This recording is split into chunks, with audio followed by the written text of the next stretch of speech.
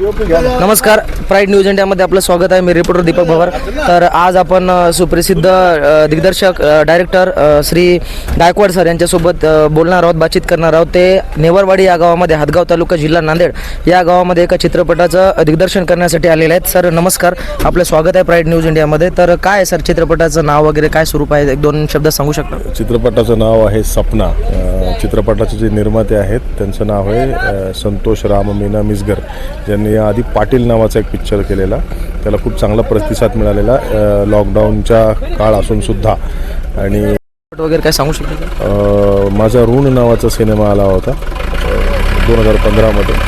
त्याला times of इंडियाने चांगलं रेटिंग दिलं होतं. आता मी दुसऱ्या मोठ्या सिनेमाचा भाग आहे, वीर मोरारबाजी. तो ऐतिहासिक पुरंदरच्या युद्धगाथेवर आधारित आहे. तो यावर्षी रिलीजवर आहे.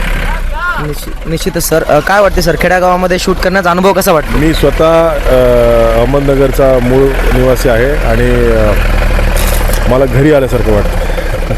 नक्कीच. Okay, thank you sir, thank you very much.